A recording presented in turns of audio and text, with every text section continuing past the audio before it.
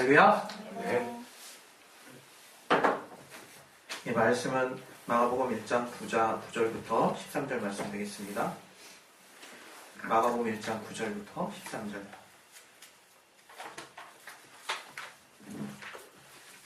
마가복음 1장 9절부터 13절.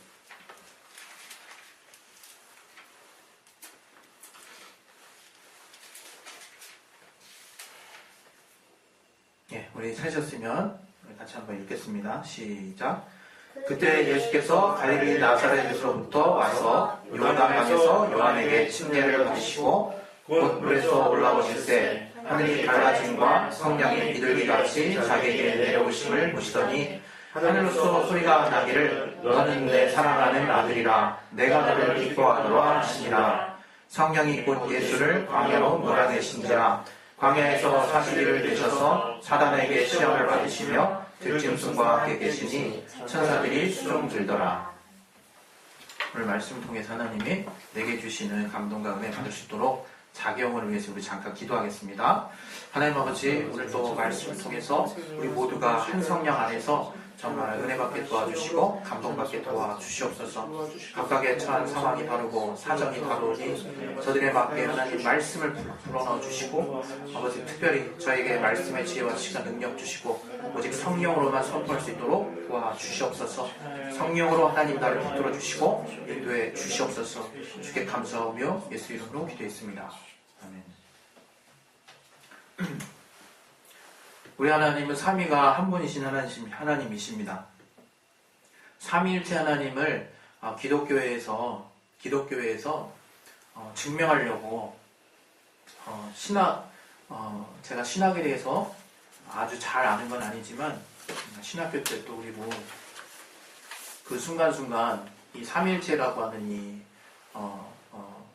이 성경 안에 있는 가치는 굉장히 중요한 내용 중에 하나이기 때문에 삼위가 한 분이신 하나님, 삼위가 하나 되신 하나님에 대해서 저도 이제 나름대로 또 이렇게 책을 보고 주석서도 보고 이렇게 봤을 때 읽다 보면 느껴지는 게 뭐냐면 이렇게 좀 앞뒤가 안 맞는 거야, 앞뒤가.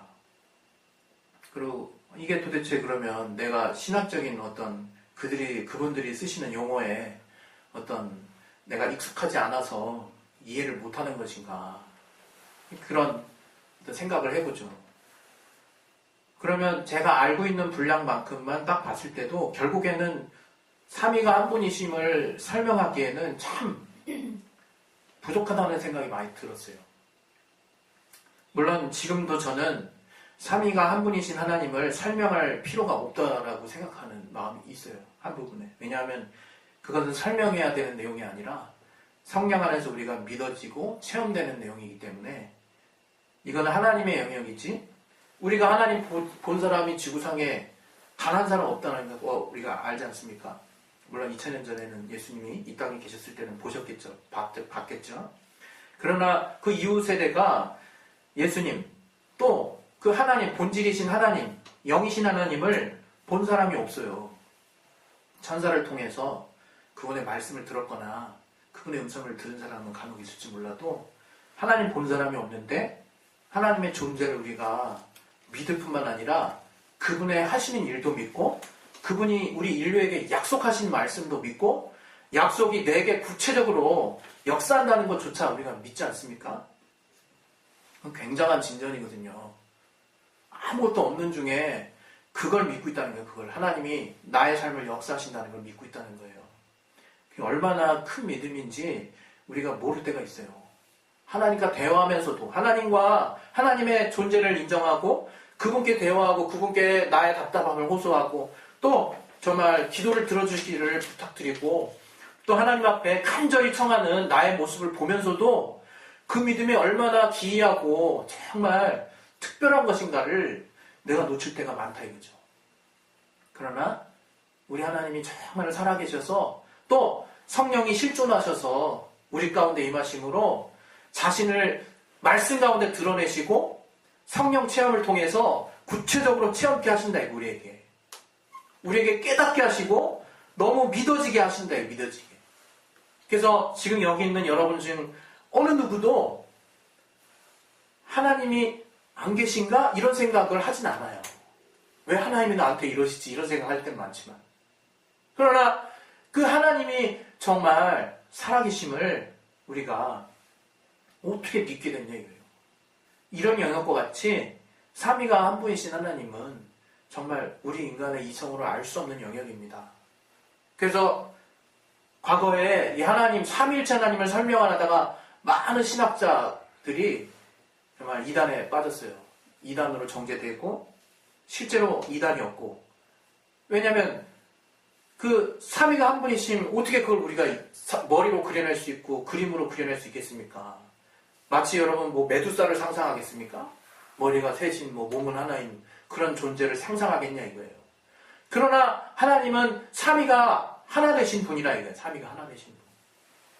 우린 그걸 믿는 거예요. 삼위일체 하나님을 믿는 거예요. 물론 이 한자로 번역된 체, 그 몸체라는 말 자체가 또 여러 가지 오해될 수 있는 여지가 있지만 어쨌든 삼위가 하나 되신 그 하나님이 우리가 믿는 하나님이라 이거예요. 하나님은 한 분이심을 믿느냐? 네, 우리가 그걸 믿는 겁니다. 그러면 그 삼위가 한 분이신 하나님, 그분이 어떻게 해서 하나 되시는가? 우리가 알고 있는 신학 안에서 최소한 그분이 정말 이렇게 하나 되시는구나 하는 것들을 우리는 알고 있어요.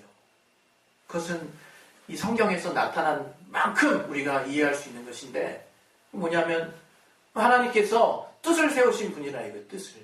우리 가운데 뜻을 세우신. 그분은 자신의 생각이 있으신 분이죠. 그 삼위 중 어느 누구도 자신의 뜻과 의지가, 원래는 의지와 자신의 정말 뜻이 있는 분입니다. 아버지도 자신의 의지와 뜻이 있으시고 아들도 자신의 의지와 뜻이 있으시고 정말 성령도 자신의 의지와 뜻이 있으세요. 이 독립되신 분이라는 거예요. 그래서 위라고 표현을 해요. 인격이 아니라 위격이라고 해가지고. 왜 인격은 뭐 이 사람이 온전한 건 아니니까. 그런 인격과 같은 하나님의 위격이 있다. 이렇게 이제 설명하는 거죠. 그런데 그 삼위가 하나가 되신다 이거예요. 어떻게? 뜻으로 하나가 되신대요. 뜻으로.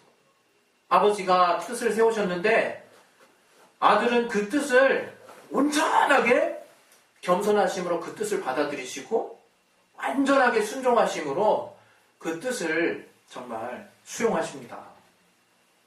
그랬을 때 아버지가 그 아들을 사랑하셔서 영광의 나라 하늘을 상속케 하시고 영광의 이름 예수 이름을 주신다 이거예요. 예수 이름을. 그리고 지금 정말 이 시대를 사는 우리들의 가운데 그 하나님을 믿는 자들 심령 속에 영혼 속에 성령을 부어주심으로 그 아버지의 뜻이 정말 옳다는 것을 그 아들이 순종하신 하나님의 말씀이 전적으로 정말 의라고 하는 것을 우리 가운데 막 증거하신다 이거예요. 우리 가운데 나타내신다 이거예요. 그래서 예수 이름을 막 부르게 하시고 사용하게 하신다 이거예요. 그 이름의 영광을 막 드러내신다 이거예요. 우리가 그 이름을 막 나타내면 나타낼수록 정말 하나님의 영광이 무엇인지 더 구체적으로 알 수 있게 해주신다 이거예요. 그게 바로 뜻으로 하나 되신 하나님이거든요. 그래서 우리가 알아야 되는 거 참 알면서도 알아야 되는 거 알면서도 알아요. 뭐? 우리가 아버지의 뜻이 곧 아들의 뜻이고 아들의 뜻이 곧 성령의 뜻이라는 것을 너무 당연한 얘기인데 우리가 성령께 순종하지 않는 모습들을 통해서 참 이렇게 아이러니한 우리 믿음의 현실을 보게 돼요.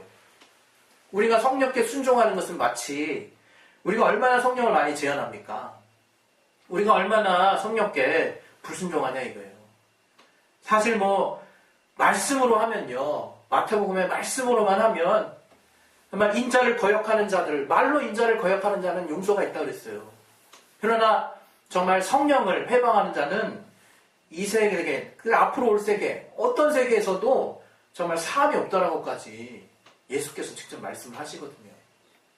그것은 바로 하나님의 뜻을 가지고 오신, 바로 진리 되시는 정말 예수를 증거하러 오신 그 성령을 우리가 무시하지 말아야 된다는 걸 말하는 겁니다. 근데 오늘 이 같이 나눈 이 본문을 보면요.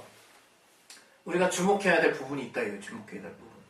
그것은 성령으로 예수께서 충만하게 되신 후에 아버지가 그 아들을 향해서 소리가 나시는 부분들을 여기 성경에 표현하고 있어요. 아들을 향해서 말씀하신다. 이거. 우리 11절에 보면 너는 내 사랑하는 아들이라 내가 너를 기뻐한다. 이렇게 말씀하신다 이거예요. 저는 이게 신앙이라는 걸 참 많이 몰랐어요. 이게 무슨 신앙이야, 이게. 나랑 상관도 없는 얘기 같아. 응? 완전 나랑 전혀 딴판인 얘기 같잖아요. 무슨 아버지랑 아들 사이에 일어난 일인데 그게 나랑 무슨 상관이야. 뭐 이런 생각 제가 할 때가 있었어요, 진짜.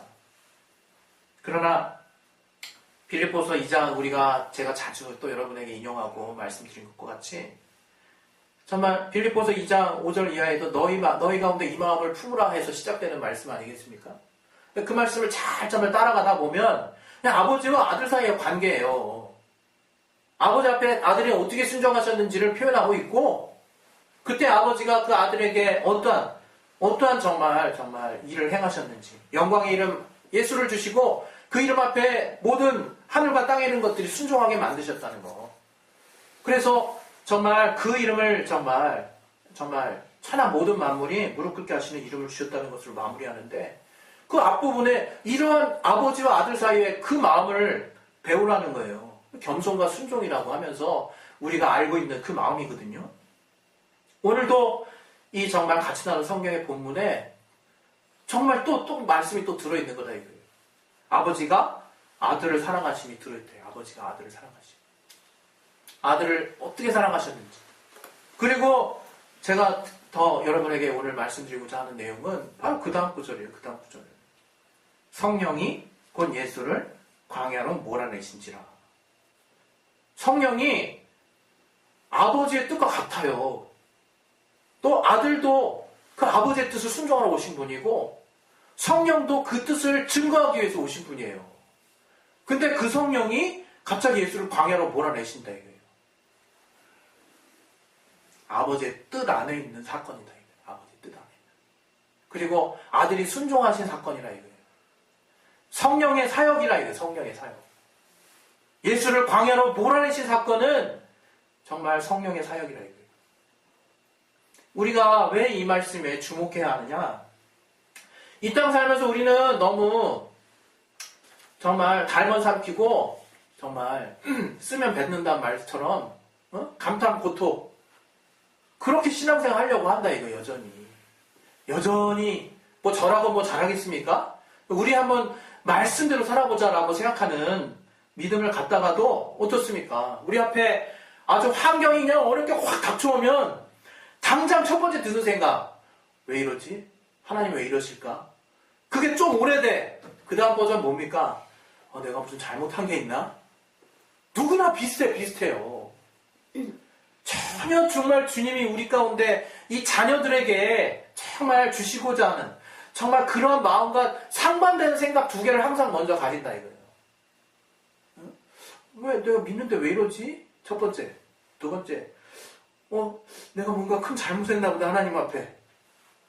늘 그런 마인드로 내가 지낸다 이거예요. 그러나 그 두 가지보다 더 먼저 앞서야 될 생각이 있다 이거예요. 더 먼저 앞서야 될 생각. 그것은 주님이 날 사랑하심이 주님이 날 사랑하셔서 정말 나에게 요구하시는 게 있다는 것을 놓칠 때가 많다 이거 놓칠 때가. 저는 비단 원수가 역사하는 방해까지 다 싸잡아가지고 지금 하나님 앞에서의 정말 하나님의 정말 무슨 고난이라고 얘기하는 게 아니에요. 우리가 분명한 방해는 원수 예수 이름으로 묶어낼 줄 알아야죠. 내쫓아서 내 환경을 극복시킬 줄 알아야죠. 그러나 정말 애매히 고난당하는 상황이 크리스찬에게는 꼭 있다 이게 꼭 있다. 반드시 있습니다 여러분. 그거 없으면 그 이상한 거예요 도리어. 그리고 징계도 있습니다. 징계도. 벌 받는 것 같은 징계가 또 있어요. 그러나 먼저 알아야 될 것은 무엇이냐? 하나님이 다시는 우리 죄를 기억지 아니하신다는 그 복음을 먼저 여러분이 신앙의 중심에다가 딱 박아야 된다 이거예요. 다시는 우리를 그 죄를 죄인이라고 생각지 않으신다는 거예요. 여러분 왕이 우리를 죽일 수도 있는 권한을 가지고 갈 때까지 가는 한계선이 어디까지 내게 정말 그 벌을 다스릴지 모르는 그 두려움과 아버지가 나를 정말 때릴 때 설마 나를 죽이겠어 하는 그 마음하고 다른 거예요. 다른 거. 완전 다른 거예요. 이거는. 완전 길이 다른 거예요. 길이. 그러나 우리는 우리에게 닥친 환난을 대응하는 우리의 모습이 너무 어리석고 너무 유치하다 이거예요. 너무 초보적이고 너무 율법적이다 이거예요. 우린 복음 안에 있는 자입니다. 예레미야 31장 우리 한번 보겠습니다. 예레미야 31장에도 이런 말씀이 있어요. 제가 요즘 예레미야 보고 있지 않습니까? 예레미야 31장 34절.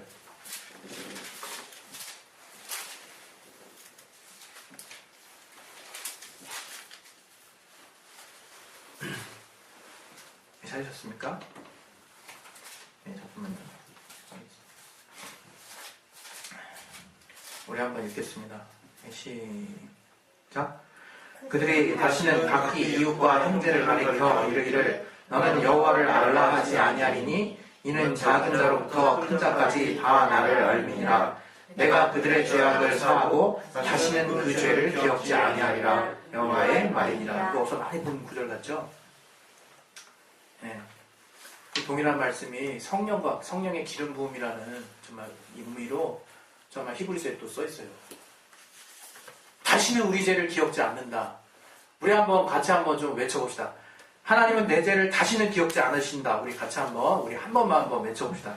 자, 시작. 하나님은 내 죄를 다시는 기억지 않으신다. 우리 죄를 다시는 기억지 않으세요. 그러나 그럼에도 불구하고 하나님 안에 들어있는 하나님의 자녀가 징계를 받는다 이거 징계를. 징계받는 일이 있어요. 그 징계받을 때 여러분의 마음을 이제 내가 죽을 수도 있구나 이런 마음으로 정말 가는 것이 아니라 그 자녀가 잘 되라고 때리는 그 징계의 매를 우리가 이해할 수 있어야 된다는 거죠. 우리 히브리서에 나와 있잖아요. 정말 징계가 없으면 사생자라고. 하나님 그 사랑하시는 자에게 징계하신다고. 그리고 또 여러분 연단을 막 여러 가지 어려운 환난이 막 닥쳐온다 이거예요. 로마서 5장 3절 4절에 뭐라고 나왔습니까? 정말 이 환난이 닥칠 때 한번 봅시다. 즐겁게 그 환난을 맞이한다고 써 있어요. 환난을. 로마서 5장 3절에 3절 4절 우리 잘 아는 말씀 아닙니까? 다만 이뿐 아니라 우리가 환난 중에도 즐거워하나니 이는 환난은 인내를 인내는 연단은 소망을 이루는 줄 알미로다. 뭐라고 나왔습니까? 환난 중에도 즐거워할 줄 안다는 거예요. 즐거워할 줄 안돼요. 그 앞부분 쭉 읽어보면 뭐 때문인지 나옵니다. 하나님의 영광을 바라는 거, 하나님의 영광이 뭔지를 깨닫게 된 거, 더 나은 가치가 뭔지를 비로소 알게 되니까 이제 조금 더 다음이 보이는 거예요. 우리가 환난을 당할 때 막 참죠. 처음에 말씀 가지고 막 인내합니다. 막 참으면 인내가 계속되잖아요. 그 소망을, 그 믿음을 가지고 계속 인내하면 인내가 계속되면 그게 단련이 됩니다. 단련이. 굳은 살이 바뀌어요. 연단이 돼요. 연단이. 이 연단이 된 사람만이 그 다음 세계가 보이는 거예요. 그 다음에 새로운 세계가 보이는 거예요. 하나님은 우리가 그 연단을 거쳐서 하나님이 주시려고 하는 것에 가치를 깨닫게 하시기를 원한다 이거예요. 그 가치를 알았으면 하는 하나님의 마음이 있다 이거예요. 그래서 우리를 때로는 광야 가운데 몰아가신다 이거예요. 우리를. 그 광야는요 굉장히 척박한 곳입니다. 마귀한테 시험받으러 보낸다는 뜻이 아니라 우리를 척박한 환경 가운데서 정말 더 정금과 같이 단련되기를 원하신다 이거예요. 욥의 믿은 것 같이. 욥이 내가 정말 단련된 후에는 정금과 같이 나오리라는 말씀이 있잖아요. 맞아요. 그 말이 정말 딱 맞아요. 여러분 정말 때로는요 이유를 설명할 수 없는 애매한 고난이 있습니다. 우리 크리스찬에게. 또 여러분의 잘못으로 이루어진 또 정말 고난이 있을 수 있고요. 징계라는 형태의 또 벌이 있을 수 있어요. 그럴 때 우리 하나님의 자녀가 늘 생각해야 되는 첫 번째 생각이 무엇이냐? 하나님 나를 사랑하시다는 거예요. 어느 때든지 나를 사랑하시기 때문이라는 것을 여러분이 잊으시면 안 되는 거예요. 그 생각이 내 안에 중심이 돼서 정말 하나님이 이 환경 가운데 내가 정말 깨달을 것이 무엇이고 또 이 환경 가운데 정말 하나님이 주시고자 하는 것이 무엇인지를 볼 수 있는 그 눈은 우리의 연단을 통해서 이루어진다는 것을 여러분이 아셔야 됩니다.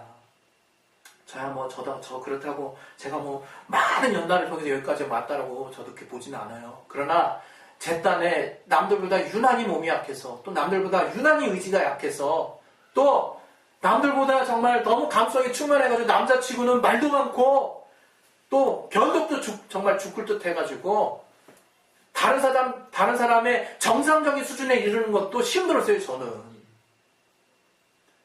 대학교 때 정말 운동을 정말 예수 믿고 처음 시작했을 때, 정말 그 역기를 처음 들었을 때 관장 아저씨가 웃더라고. 관장 아저씨가 남들이 이거 가지고 드는 걸 내가 이렇게 들고 있으니까, 남들이 이렇게 팔 운동하는 그 역기예요. 그걸 저는 가슴으로 들고서 막 흔들고 있으니까 얼마나 불안하신지 그 20kg짜리 들어주시더라고요. 근데 정상적인 사람 보통 처음에 딱 들어오면 보통 한 25에서 30 든대요. 가슴으로. 난 못 들겠는 거야. 뭐 그렇게 약하지. 또 무슨 그렇게 의지가 약해. 작심삼일? 저의 평생에 일어났던 일입니다. 평생에.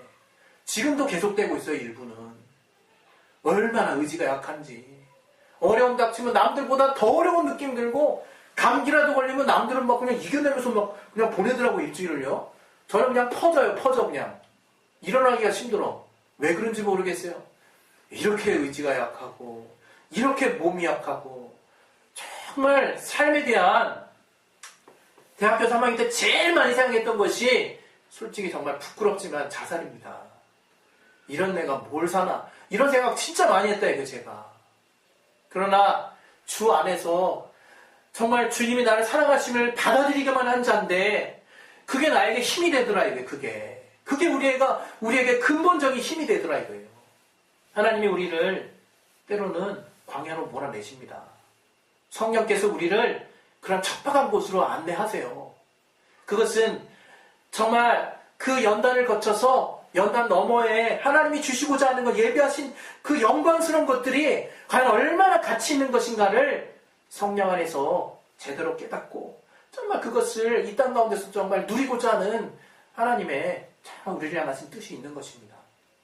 우리 시간 정말 하나님 앞에 나아가실 때 정말 여러분 오해하지 말았으면 좋겠어요. 하나님은 나를 사랑하십니다. 언제든 내가 정말 환난 가운데 어려움이 있을지라도, 내가 비록 혼날지라도, 또 내가 정말 기쁜 순간뿐만이 아니라 그 어떤 순간에서든 하나님은 나를 사랑하십니다. 그 성령께서 정말 아버지의 뜻을 가지고 우리 가운데 때로는 광야로 몰아내시기도 한다는 것을 여러분이 정말 믿으셨으면 합니다. 이 시간 정말 하나님 앞에 우리 기도하실 텐데요. 기도하실 때 지금 여러분의 정말 환경이 어떠한지는 정말 아무도 모릅니다. 오직 여러분과 주님만 가장 잘 아세요. 그 주님 앞에 여러분이 나아가실 때, 주님 앞에 기도하실 때 하나님이 정말 이 내 환경 가운데 정말 어떠한 정말 왜 나에게 이런 환경 가운데 내가 무엇을 깨닫게 하시고자 하시기 때문에 이런 환경을 주셨나를 정말 온전하게 더 깨달으실 수 있도록 정말 여러분이 정말 하나님의 사랑 안에서 정말 이제 정말 깨달으셨으면 정말 좋겠습니다. 이 시간 우리 기도하실 때 성령 충만하게 해달라고, 성령으로 충만하게 주셔서 그 아버지의 뜻이 아들의 뜻이고 아들의 뜻이 성령의 뜻인데, 그 성령께서 우리를 때로는 척박한 곳으로 몰아내시는 그 이유는 다른 데 있는 것이 아니라 우리를 사랑하시기 때문이요, 우리가 정말 연단된 이후에 가질 수 있는 영광스러운 가치를, 그래서 그 나라를 소유하게 부족함이 없는 우리 각각을 만들고자 예비하시는 주님의 뜻이 있다는 것을 여러분이 분명히 아셔서, 오직 정말 성령께서 이끌어가시는 그 뜻을, 주님이 나를 사랑하신다는 그 믿음 안에서 발견할 수 있도록, 바라볼 수 있도록 나를 붙들어 달라고 우리 이것을 놓고 이 시간 예수여 한 번씩 기도하겠습니다. 예수여, 하나님 아버지, 내가 주님 앞에서 주님께 나아갈 때 아버지, 나는 정말 때로는 너무나 정말 오해를 할 때가 많습니다. 왜 나에게만 이런 환경이 모아지고, 왜 나는 이런 환경 가운데 벗어날 수 없는 것인가. 더 나아가서 아버지, 이러한 나에게 정말 그 실수 하나 있을 때 하나님이 징계하신, 사랑하는 자를 징계하심을 이해하지 못하고, 이제 나는 버림받았나 보다, 이제 나는 끝났나 보다, 정말 끝나는 생각을 하고, 정말 하나님이 너무나 속상하실 만한 자녀로서 정말 별로 정말 하나님의 마음을 헤아릴 수 없는 생각들을 많이 가지고 살았던 것을 이 시간